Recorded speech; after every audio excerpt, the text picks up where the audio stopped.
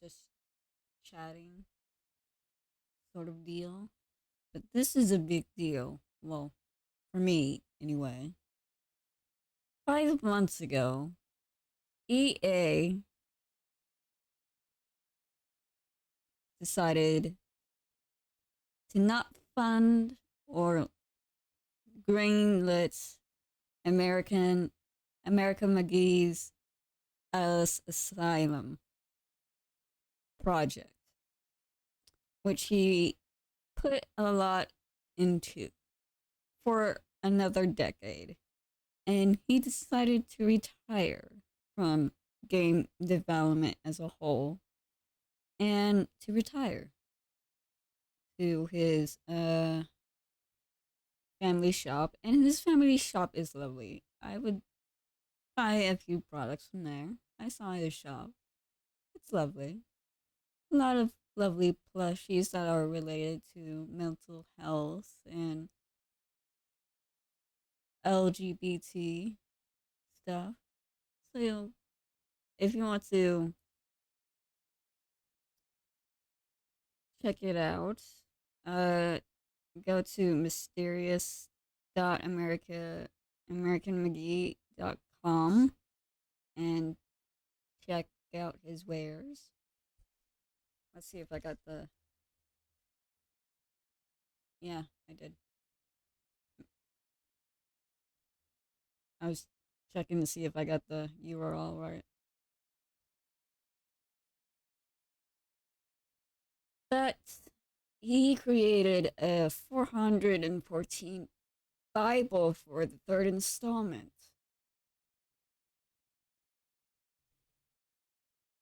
And it is it was looking good. It is looking good. I love all of the outfits, the game design, the story. There was a lot of potential for this game. No joke.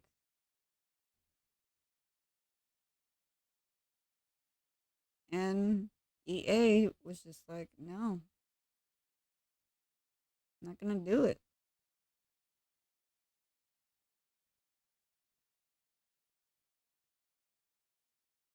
We're not gonna let you design this game, fam.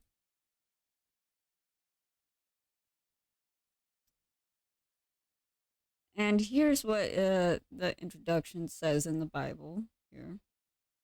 Asylum continues the story of the main character, Alice, as she embarks on a journey towards psychological healing in her twisted and dark version of Wonderland.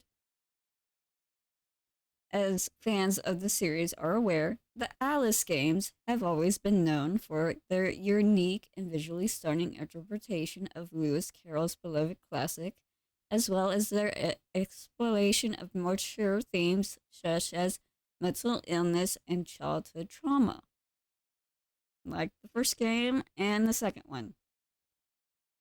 The third installment was going to be no exception, delving even deeper into these themes as Alice confronts her own demons and struggles to reinterrogate. I can't pronounce the words. Reintegrate herself with her lost inner child. However, the journey to bring Alice Asylum to life has been just as challenging as Alice's journey in the games. Despite a passionate fan base and critical acclaim for the previous games, securing funding and support for the development of Alice Asylum has been a difficult road. But we are excited to announce that after years of hard work and determination, we are finally making progress on bringing Alice Asylum to fruition. We believe that the game will not only be a thrilling and visually stunning experience for fans of the series, but also an important and thought-provoking exploration of the human mind and the healing process. Now, what EA said about this was that since they owned the IP, they replied that Alice is an important part of EA's overall game catalog, and selling or licensing it isn't something they're willing to do right now. Which makes no sense because of this year, they made only 4 to 5 games total, and one of them was a remake. I'm not counting Jedi Survivor since. Who made that game? Which studio made that game? I forgot. And I played that game a lot.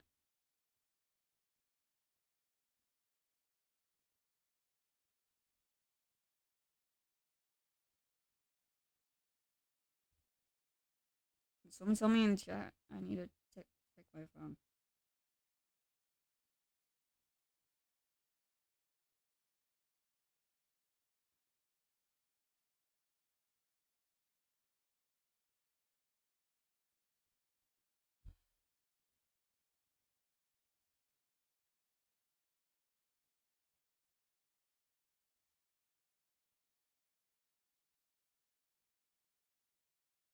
Thank you for the follow, Cooked Bread.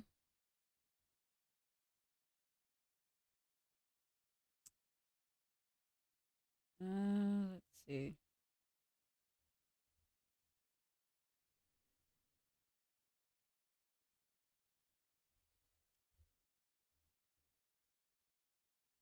Let's see. Who made Star Wars Jedi for Survivor? Um, Respawn Entertainment. Yeah, I'm not counting them. So I think among the most corrupt.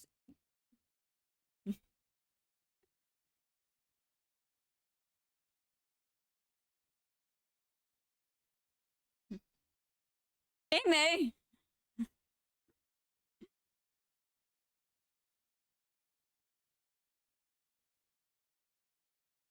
So I think among the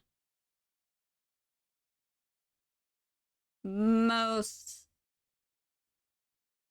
let's see, most corrupt video game companies out there, besides EA, we have Activision, and I believe Blizzard Entertainment entering the Infinity Gauntlet, so to speak, along with EA, with how corrupt and greedy they are.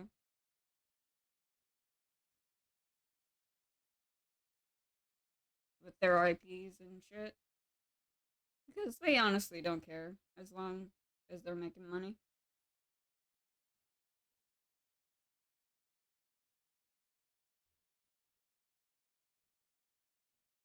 Because American McGee was waiting a whole decade to make this third installment. I mean, god damn.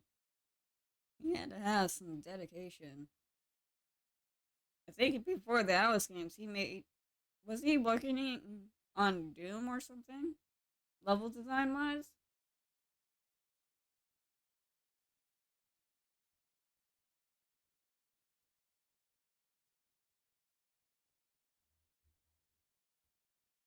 Before he fully stated, I had enough.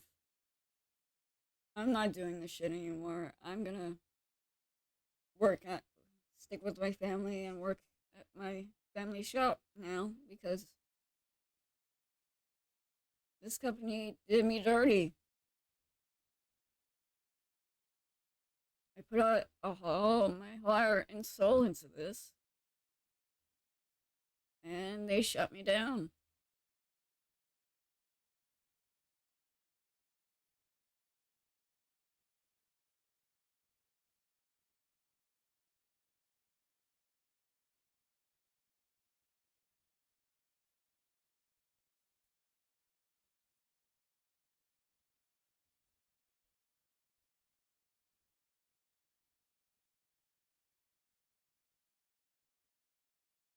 Yeah, on the questioning of funding, they have ultimately decided to pass on the project based on an internal analysis of the IP, market conditions, and details of the production proposal.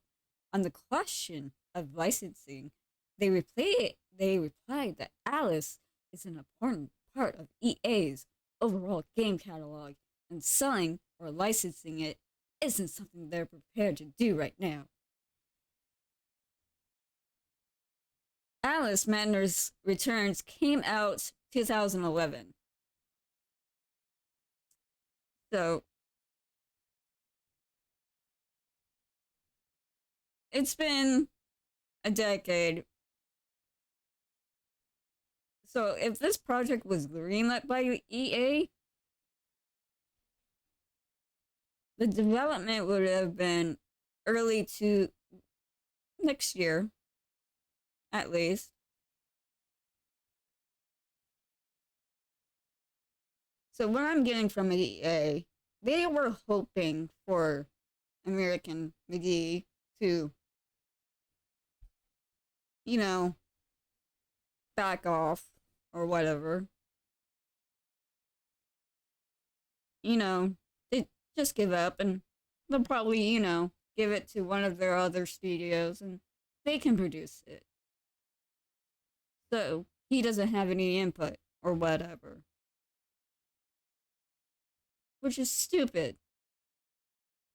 It's like backstabbing him in the back.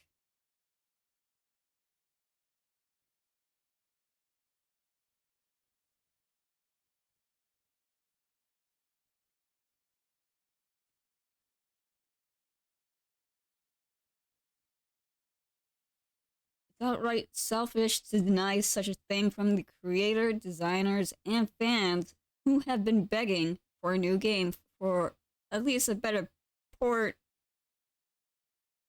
Uh,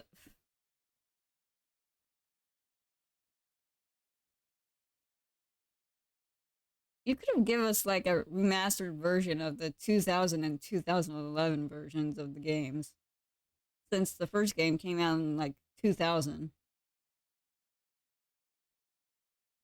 If there is no such market as EA has stated, it is only due to their own incompetence or simply not caring. Like I stated it before, they don't care.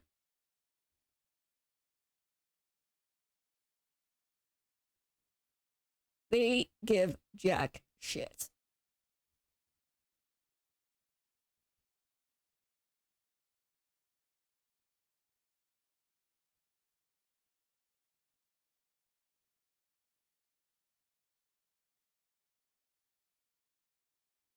And it also says, and did not want to license the IP because Alice.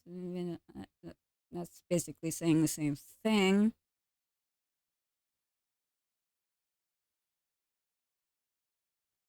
Yeah, as EA is no longer interested in creating more titles in the series. But then why did you say Alice is an important part of your catalog if you don't want to create more Alice titles? And you refuse to give American McGee his IP back. If you don't want to make more Alice games, you should give the creator back their IP. But you didn't.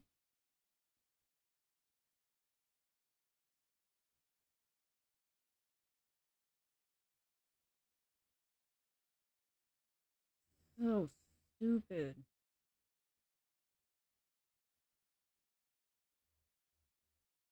They're just like, oh, you gave us your IP. We're gonna hold on to it in the vault forever, like Disney.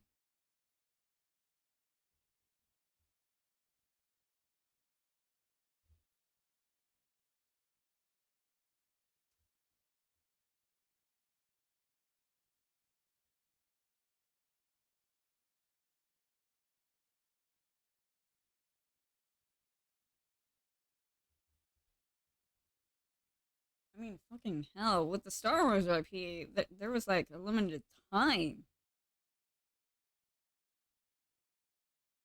I believe, for EA to have it.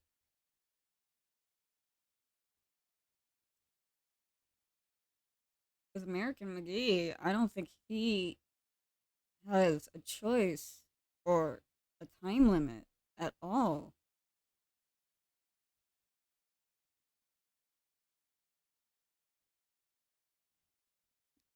Like, he can't sue them or anything to get it back. Because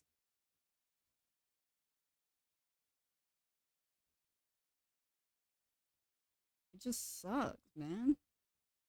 I loved the Madness Returns. I loved the first game too, though I had to play on an emulator.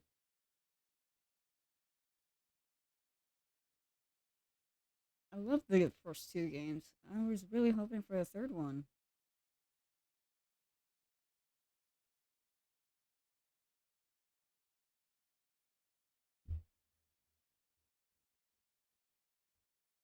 And the designs are just beautiful.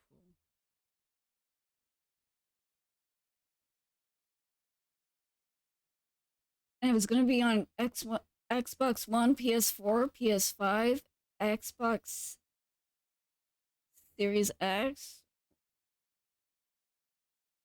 I think that Nintendo Switch and PC. If they greenlit it, so there was no trouble with money. And made with it was going to be made with Unreal Engine as well. So the graphics was going to be amazing.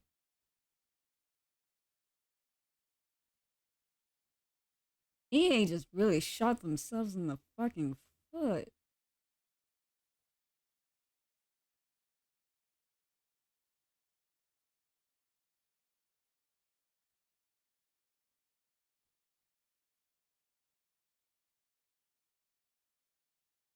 And there was the question, is there any DLC planned? Do we consider it an official mod system? Yes, DLC is possible and encouraged.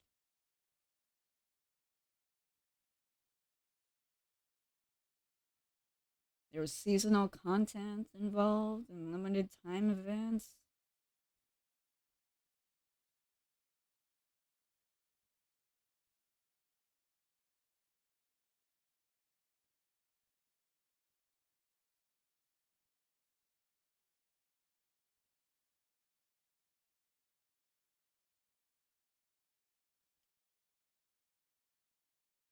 Where are the dresses? I'm gonna find the dresses real quick.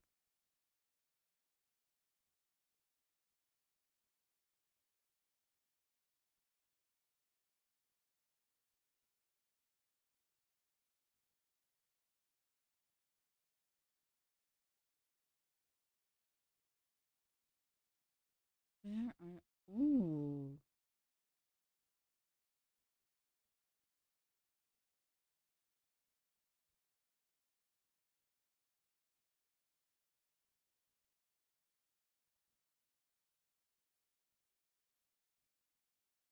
Yeah, that's not it. Where are you?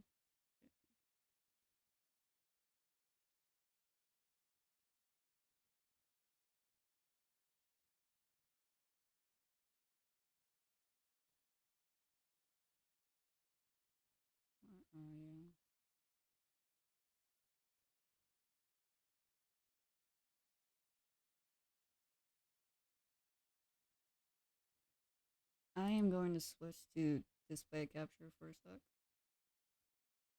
Nope, wrong one.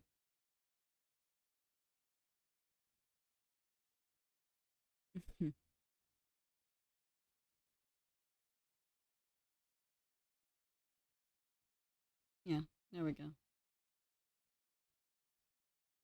Look at this.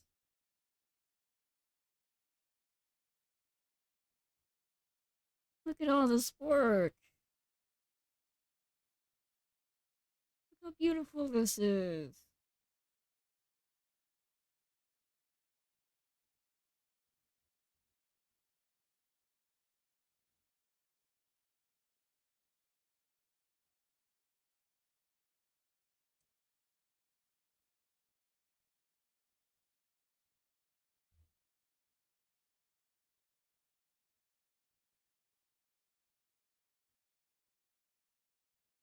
Tell me you wouldn't fund this game if you created this.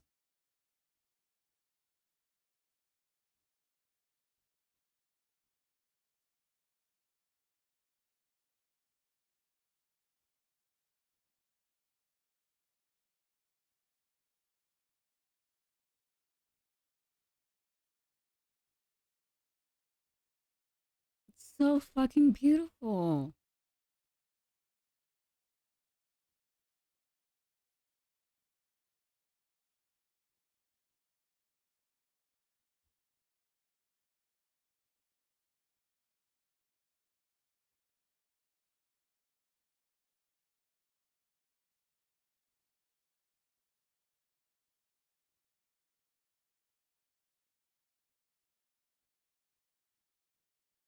I remember being free, what it felt like to run outside without fear, what it felt like to have a home. But you took that from me, and you put me in this prison, and you threw away the key. A mysterious yet familiar voice cuts through Alice's thought. Open your eyes, Alice. Perhaps this time you will finally see. Darkness, shadows, the sound of a clock, similar to what we heard at the start of Madness Returns. Then morphs into a train over tracks. The sound then changes into a rapidly beating heart.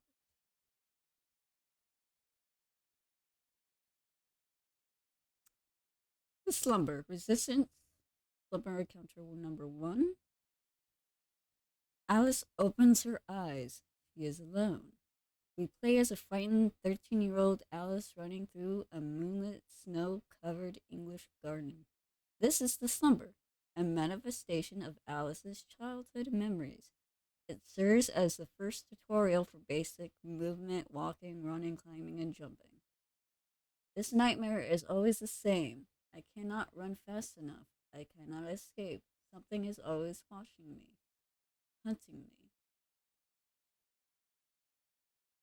A cutscene plays after completing the basic tutorial area, revealing the moon looming over Alice's shoulder. There's something very odd about its size and form. The moon then turns to reveal a menacing face, eyes locked on Alice. It howls and pursues her. We play as it draws nearer. It sings an ominous lullaby. The tune, once heard, forces forest creatures to slump to the ground. Alice is unsure if they are dead or sleeping. She runs. The moon, no matter where I run, where I hide, it finds me. Its song ends my escape. I fall under its spell.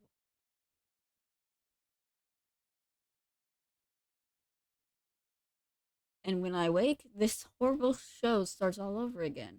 Back into the spotlight, back on the stage. I always have my part to play. No more. I must escape. Alice trips and falls to the ground, tangled on a branch in the snow. She rises to her feet and looks determined. We play as Alice runs for her life, running, jumping, climbing, and swinging to escape. Alice runs until she finds sanctuary inside her childhood home, the little house, oddly silent except the tick tock of a large grandfather clock. Within, Alice encounters her burnt and twisted family. They sit around a macabre table set for Alice's birthday, wearing rabbit masks. Oh, that's disturbing. There's a black cake on the table. It's a writhing mass of black tentacles with burning human figures as candles. As the candles melt, so does Alice's family around the table. A gooey mix of wax, splash, and blood drips down their faces and onto the floor. The music echoes hints of happy birthday while Alice's family shoves the disgusting cake into the mouth holes of their masks as they burn. Oh, That's that's a very welcoming sight. Oh,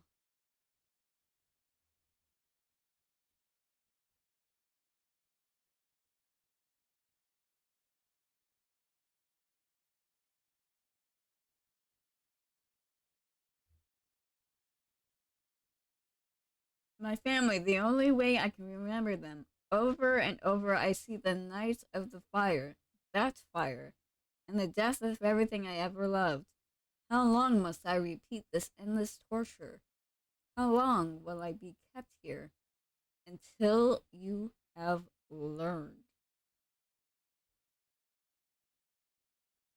The cutscene plays as a violent earthquake shakes the house. Pictures fall and glass shatters on the floor. The sound is like a roaring train, and then Alice screams and everything stops. Alice abruptly comes face to face with the caterpillar sat atop his gigantic mushroom. He is the voice guiding her through her memory. Smoke billowing from his hookah, the world around Alice's wasps and morphs to match his world words. He speaks, "It appears you're late once again, Alice, and to your own party, no less." I'm not late, I'm lost. I have no choice in this nightmare. I have lost count of times I've seen their burning faces and heard their screams. There is a truth in your suffering. Caterpillar exhales another plume of smoke. There is still much for you to learn. I don't want to learn. I want to escape this dreadful place. A pity you showed no interest in understanding your own shadows, Alice. The world and Caterpillar fade away into complete darkness. Caterpillar, for they have a keen interest in you. Alice is now alone, save for a single ornate looking glass, standing well over her head. The mirror's beautiful frame is sharp and sinister. We play as Alice slowly approaches, then faces her own reflection. Alice suddenly glimpses a terrifying shadow creature, both shapeless and jagged, staring back at her from behind the darkened looking glass.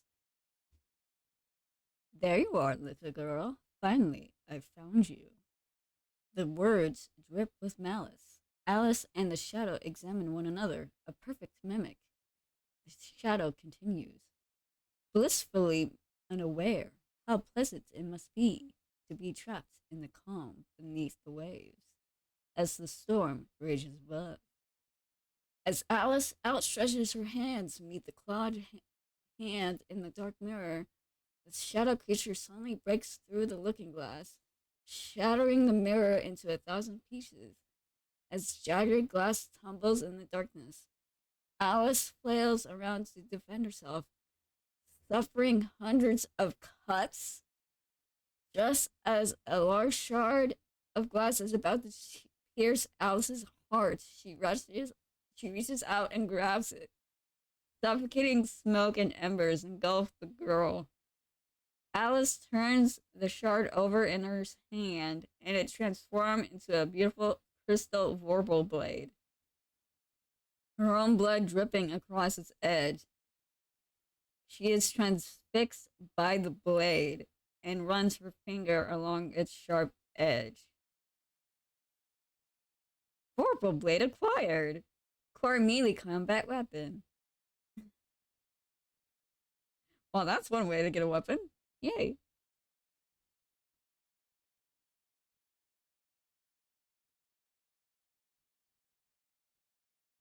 Oh my god.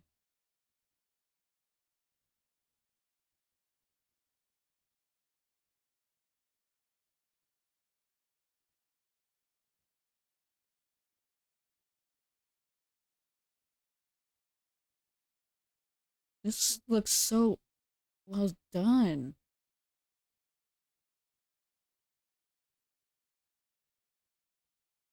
Oh, there's one of the dresses. Yes. Oh, it's so cute. Moth dress. Lost in a world of darkness, Alice is drawn to the truth like a moth to the flame.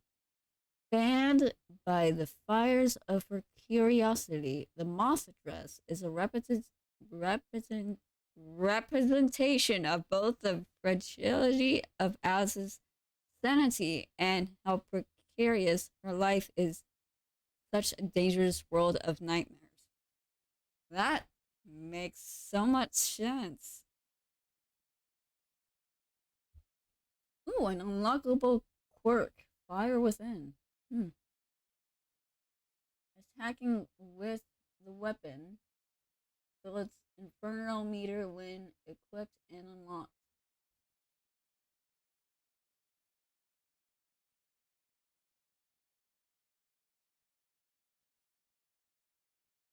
Purple blade upgrade design notes and concept. Sneaker snack. Unlockable new combo and attack inputs. Throwing knife, return and catch. Time increase. Throwing knife. Critical hit damage increase.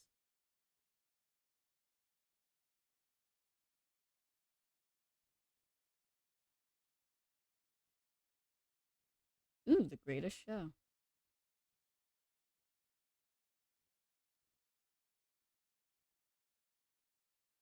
Okay, chat. If if this game was greenlit with you so far and it was in production and it came out like next year, would you buy it for like $70?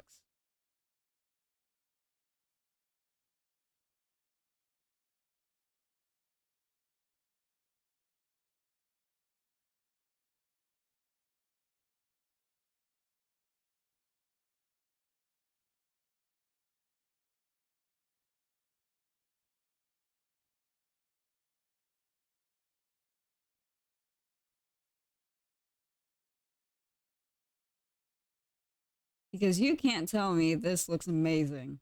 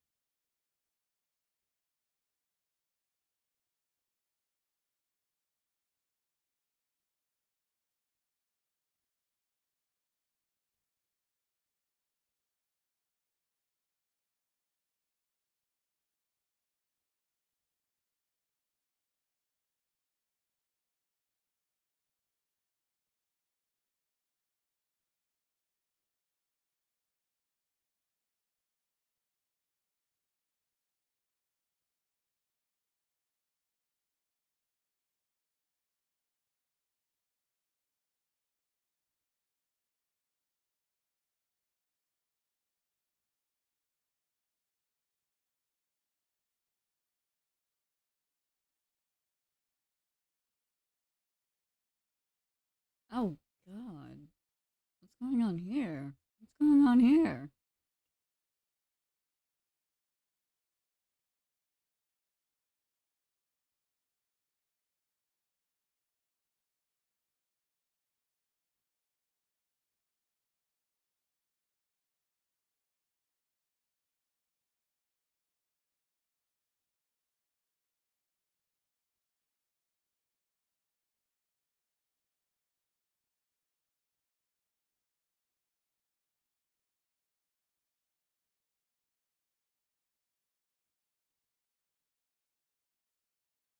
Her eyes are white as snow as the fortune teller cackles. Alice is engulfed in dark haze, flames and screams.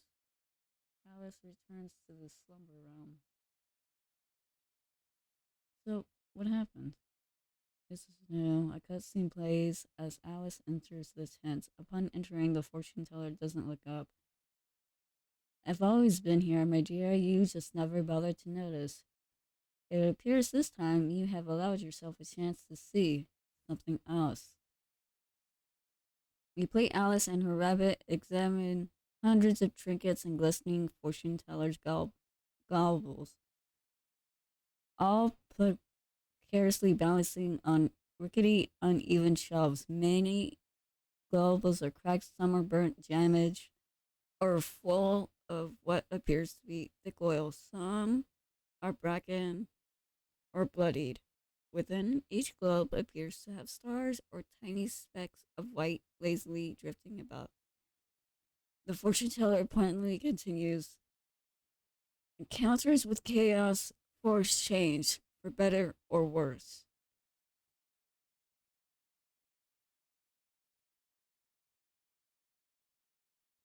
Alice accidentally knocks a globe onto the floor. It smashes. She quickly retorts, I'm so sorry, until an understanding of that darkness forges something new. The fortune teller motions with her hand, and the broken crystal ball Alice had shattered reforms and floats gently to the fortune teller's outstretched fingers. The fractured pieces reform, creating a functioning, complete, albeit cracked orb once more. You have another chance to learn, Miss Little, despite all your broken pieces. Tell me, what do you seek?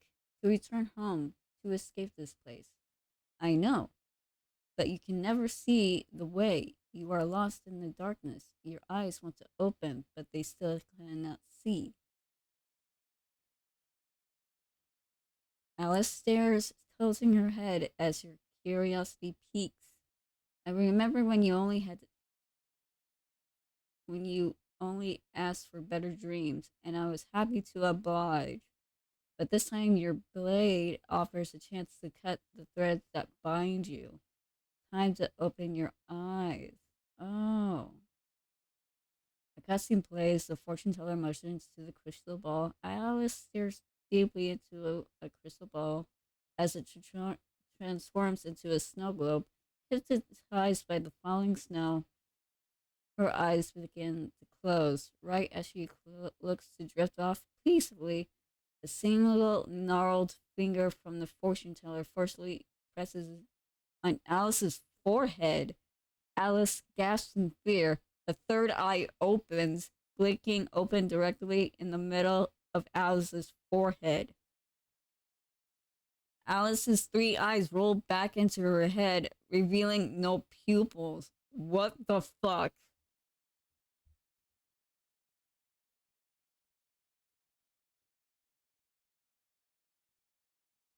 Alice, ooh, a new dress. Alice appearance, denial dress. Lies and secret, truth and innocence. What is just behind the curtain? Terrible truths.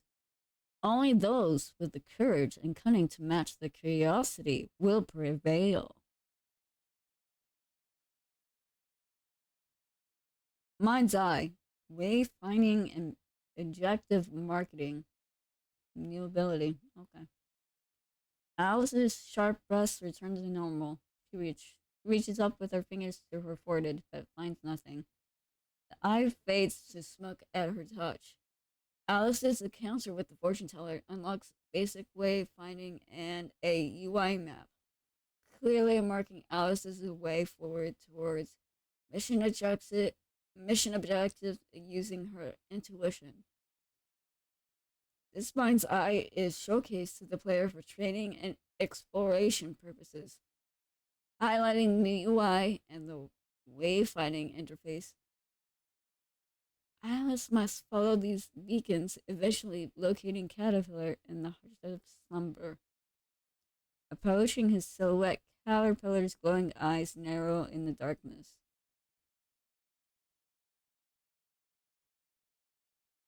You're starting to find your way. What do you see now, Alice? I see that this is not my home.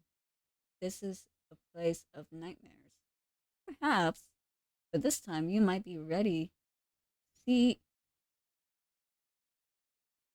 to see things that were not there before. A new perspective offers a chance for discovery into our own darkness. You speak of darkness. I've seen it. The last time I was here, what was that awful creature from the mirror? She fears you more than you fear her. Then she must fear me a great deal. I'd rather not see her again. But you will, and you must. Your face, your fates are intertwined, entwined far more than you realize. Caterpillar blows a blinding cloud of smoke. These memory, uh,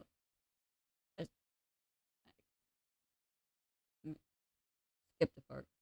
A short cutscene plays. The area around Alice transforms into a flurry of snowflakes. It is night and white falls from the sky above. Alice stands in the front yard of her family home. These memories are mine, yet I feel like I am learning them for the first time. The house is sleeping and its windows are dark. As a whisper, another voice. Your fault. I remember this night began like any other, but it ended in chaos, unlike anything I'd known before. I was only very young. What did I know of chaos? We play as Alice navigates the scene and makes her way into the house through a front door that is open to the night air. My family is dead now. I know they are, lost in the fire. At first, I blamed the cats. Always, Zeta, Zeta, what is it?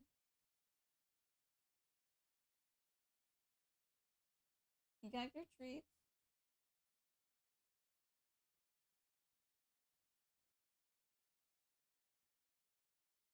Sorry, my cat came into my room.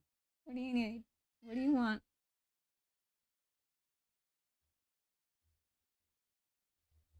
Come here.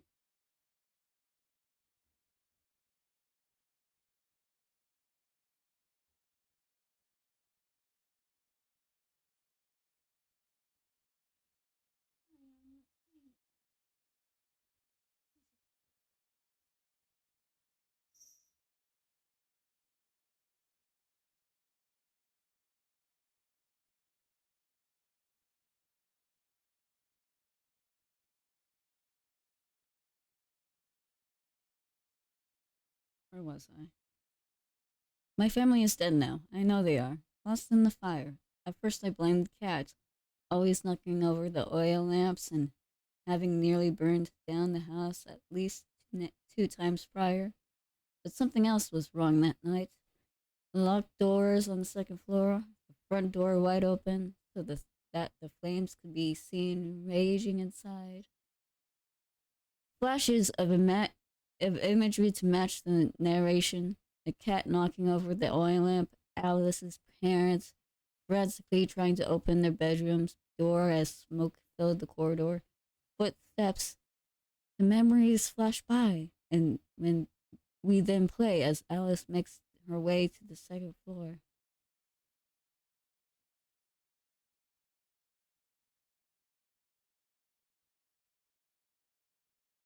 There were lamps on every floor, but we checked to ensure they were all extinguished before turning in for the night. Lizzie and I made a game of running around the house and snuffing them out, and no one locked their doors in our home.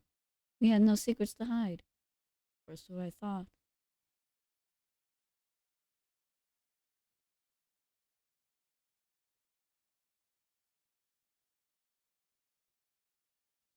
Flashes of imagery to match the narration. Ghostly visages of Alice and Elizabeth, Alice's older sister, running around excitedly to extinguish all the lamps run past the player. A scene of a black gloved hand turning a key in a lock flashes. A horned hoofed figure shrouded in darkness pours a trail of lamp oil down the corridor outside the family bedrooms. As Alice follows, the doors repeat endlessly, and when she turns, Alice looks back to see a never ending looping corridor. The figure disappears as it is approached. Two glass circles glimmer in the light. I imagined him as a centaur, a dark figure from the storybooks I was read by my mother. What significance, what significance does this monster hold for my future? I did not know. But first, they said it was my fault. Your fault. As the player runs down the corridor, liquid is heard sloshing in the night beneath Alice's footsteps. Are we able to play it? Oh my gosh.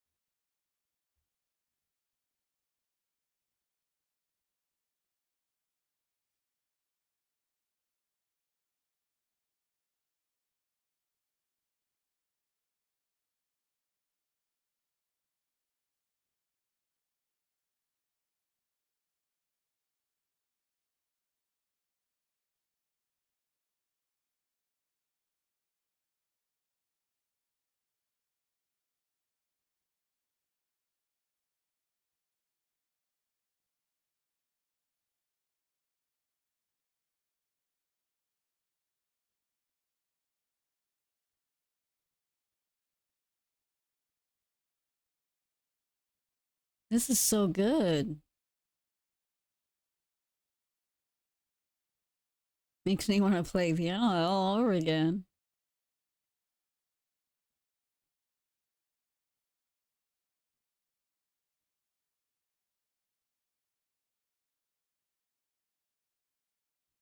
That was so good.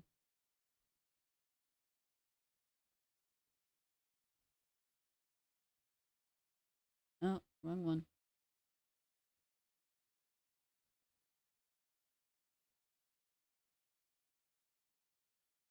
No. What page am I on? I have so many tabs open.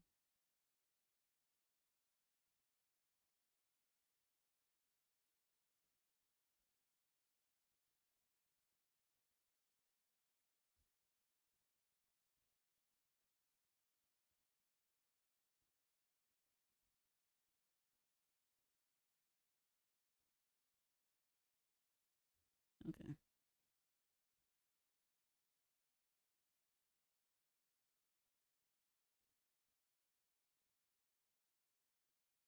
A single light source is seen in the shadows. It falls to the ground and lights the oil on fire.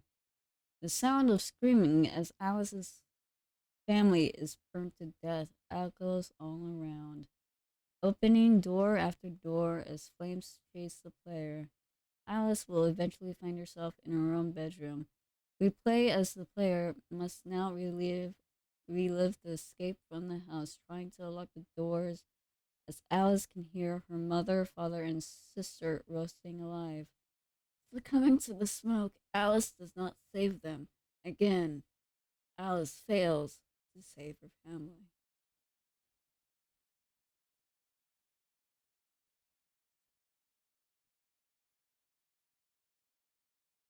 A callous whisper, pathetic child, you let them die.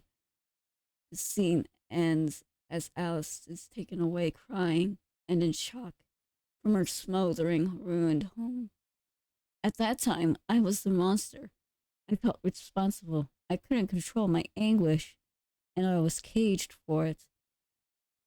We play as the scene of Alice vacantly looking at her own reflection takes place.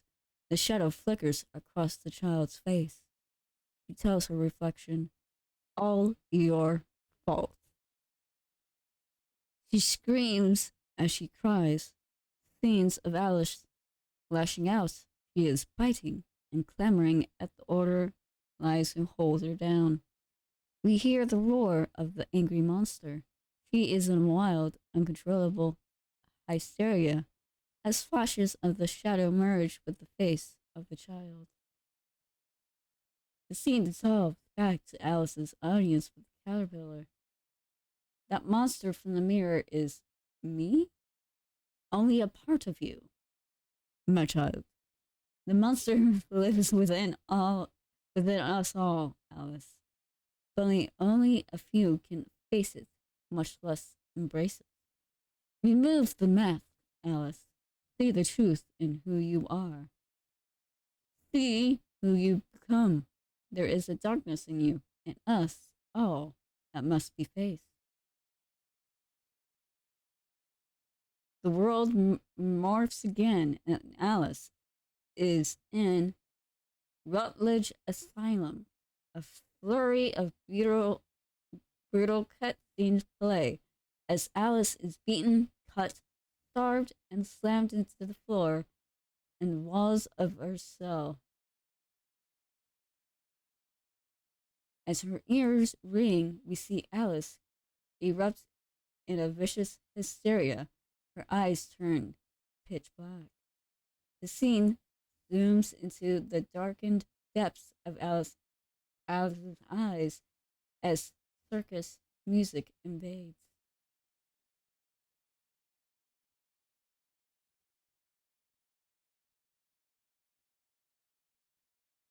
I love the hysteria mode though. It was the best when it came to the menace returns.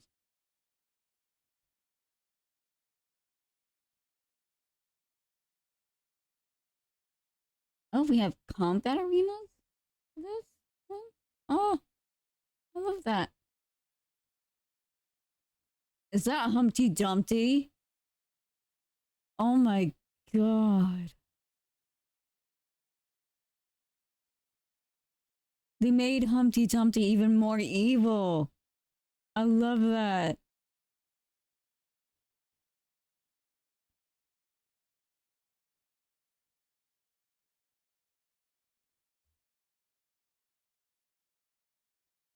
I want that in my life.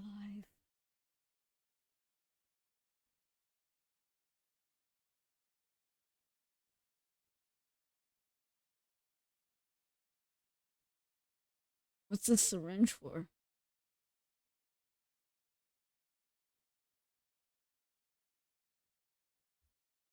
I need to know that. I need to know what the syringe is for.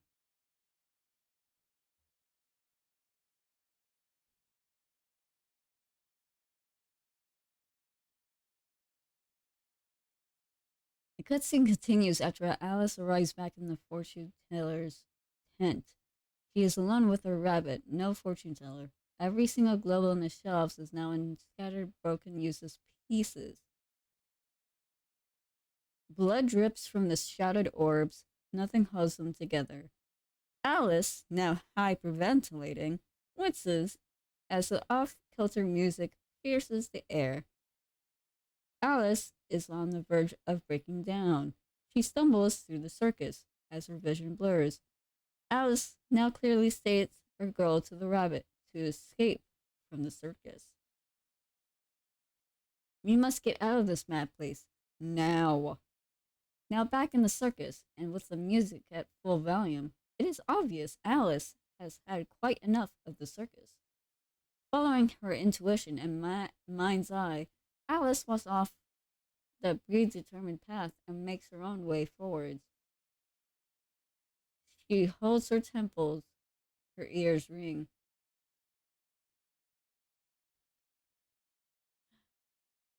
Ooh, new ability. Oh my god. I want it. I want this game to be made so bad. In the previous hysteria mode, uh, still had the red eyes, but her hair was green.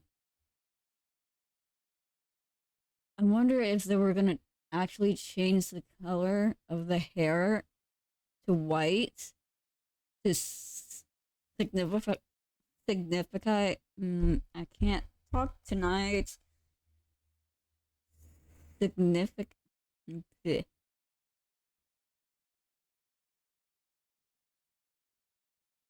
represent her purification or like her becoming one with her childlike state, if that makes sense. I hope that makes sense.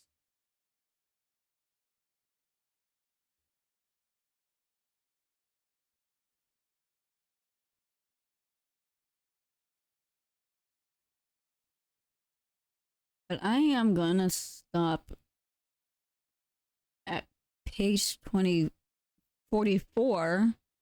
This is a huge book. It's 414 pages long, and I am not gonna read the whole damn thing. Tell me if you want.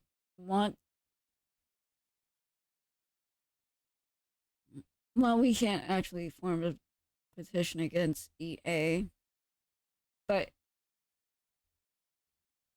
in chat say like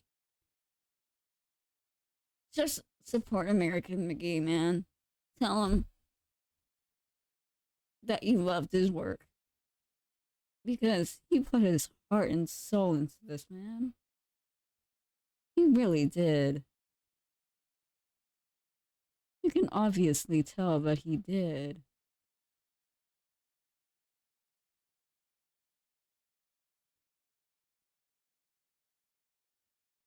All that love and dedication down the drain.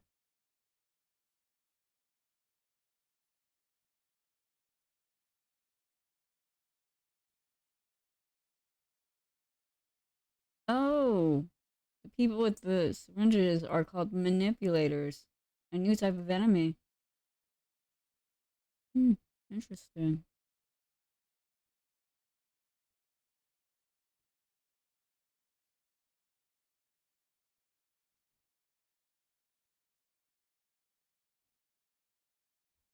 But yeah, I'm gonna end the stream here. Makes me want to reinstall Madness Returns to play it so bad.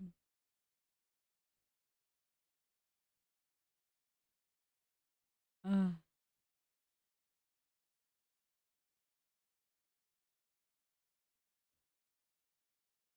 Good night, everyone. I love you all. Props to you, American McGee. You made my childhood great. You still make me happy.